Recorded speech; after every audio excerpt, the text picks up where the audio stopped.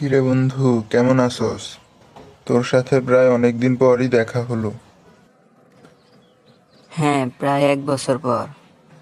আমি ভালো আছি, তোর কি খবর? আলহামদুলিল্লাহ, ভালোই আছি। বন্ধু, তোর সাথে তো আমার অনেক কথা ছিল।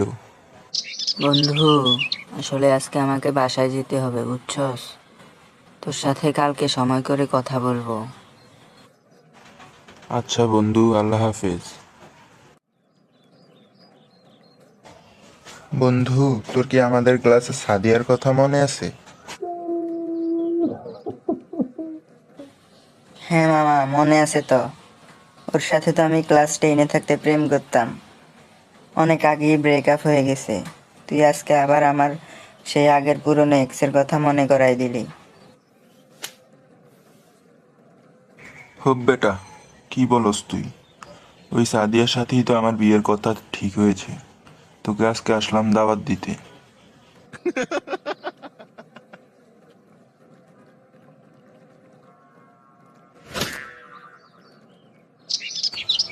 হোপ বেটা, তুই হাসুস কেন রে? আচ্ছা যাই হোক, বাদ দে।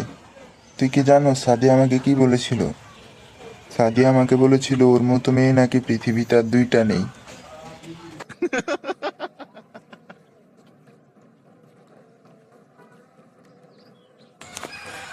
ক্লাস 10-এ থাকতে যখন সাদিয়ার সাথে প্রেম করতাম, তখন সাদিয়া ঠিক আমাকে এই কথাটাই বলতো, যে ওর মতো মেয়ে নাকি পৃথিবীতে আর দ্বিতীয়টি নেই।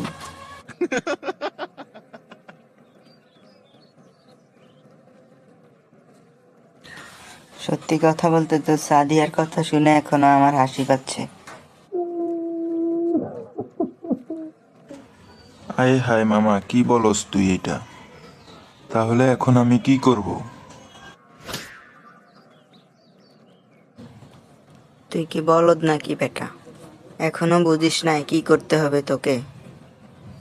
আজকেই তুই বাসায় গিয়ে তো সাদিয়াকে বলে দিবি যে তোর পক্ষে ওকে আর বিয়ে করা সম্ভব নয়।